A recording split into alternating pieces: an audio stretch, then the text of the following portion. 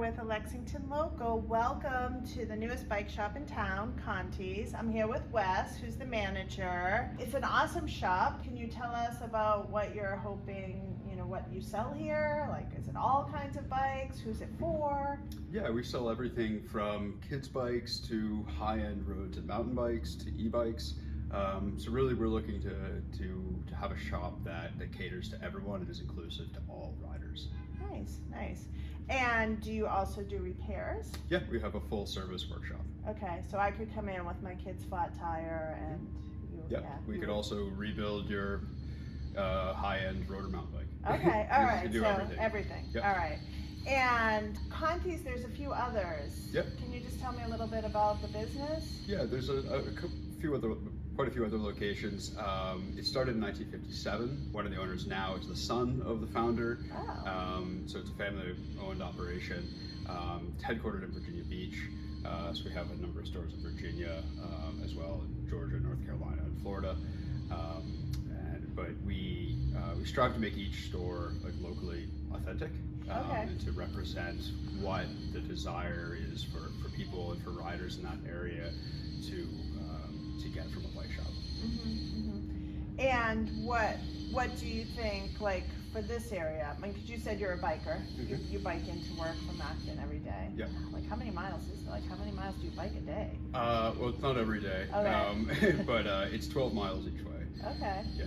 So is that, are you a big biker? Is that a lot? Or is that just something you do? Yep. For almost 30 years now. Oh, yeah. Okay. All right. So you live bikes. Yeah, I do, and everyone who works here does. Oh, okay. Our service manager as well. Also for well over 30 years has been racing and riding bikes, just like myself.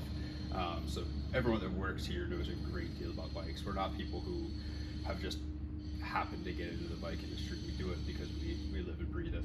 Okay.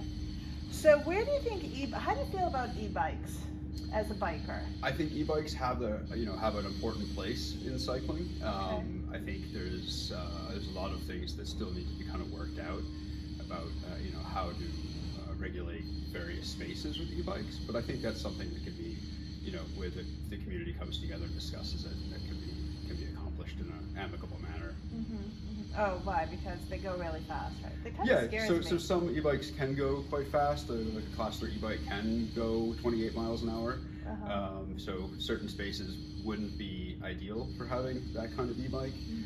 But for the kind of quote-unquote normal e-bikes that most people think of, most people are not going to be going faster than someone who is an enthusiastic cyclist would be going on a kind of a normal bike, so to speak. I see. Okay. All right.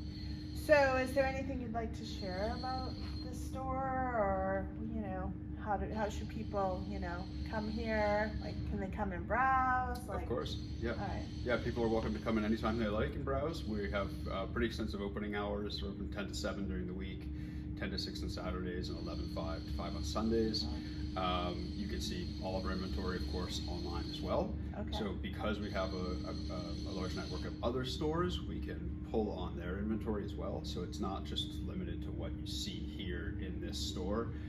If somebody's interested in a bike, we can get it from one of our other stores somewhere else. So we have good inventory, which is something that's not all that common in the bike industry right now. There's still a pretty significant shortage of bikes and parts at the time being, and that will likely go on for about another year.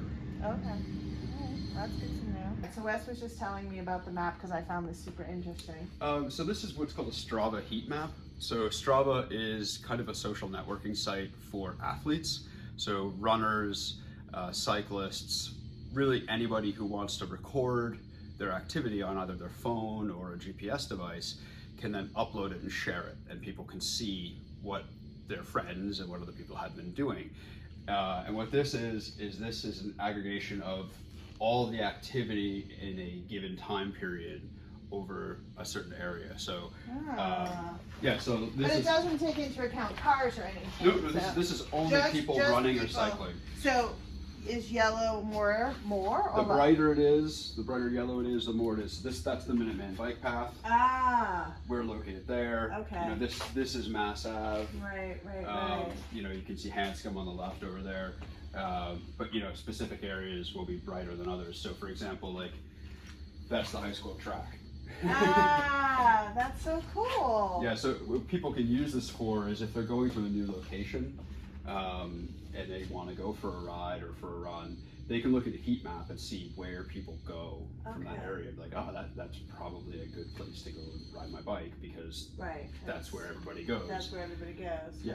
that is so cool. Now we've learned something today on top of it. So is it like an app or what is it? It's a website, but it's an app now Okay. as What? well. How do you? What is it? ST. Strava, Strava. It's Okay. actually Swedish for strive. Oh, cool. And that's, yeah, so it's kind of the thing, or it has been the thing for quite a while. Clearly, for athletes. I'm not an athlete. It is one way for athletes to get in touch with one another. I Yeah. myself don't really use it anymore, Okay. but yeah. Because you have your paths and stuff, but. I don't have time to ride a bike very much. Oh! Mostly. I manage a bike shop. Right. Yeah, you've got a job. Got it. So, Yeah. well, that's really cool. Thanks for sharing that. Mhm. Oh, this is super cool. The Fit Studio, what we do here is, surprise, we fit people to their bikes. Okay. Or we find what the ideal position would be for people on their bikes. There's a couple different fitting packages that you can get, anywhere from what we call the essential fit to up to what's called a retool fit, whereas you use this fancy looking bike and motion capture technology to look at you on a bike, see how you move, and adapt for any kind of physical anomalies you may have or any kind of points of pain that you might have when you're riding. And that makes the riding experience much more pleasurable than any kind of fancy new wheels or shoes or helmets or saddles for that matter, because you can install a different saddle on someone's bike, but if you haven't adapted or adjusted to the underlying issue, you're not going to solve the problem. It's like, you know, it's like putting a Band-Aid on something. Right? You haven't figured out what's actually Right. going wrong. Right. Yeah. That makes sense. Mhm. And Wes was telling me off camera, the more experienced biker you come, the smaller the seat is. Because tell me again why, like the Well, yeah, as you get stronger, you're going to be pushing down, and as your legs get stronger, it's going to be capable of removing more of your weight from the saddle with every downstroke. And since one of your legs is always pushing down, you're always removing a bunch of your weight from the saddle. That's so interesting. Makes perfect sense. Wow. Perfect. All right. Well, good luck. I hope you do well here. Thanks for having us. All right, thank you. Yeah.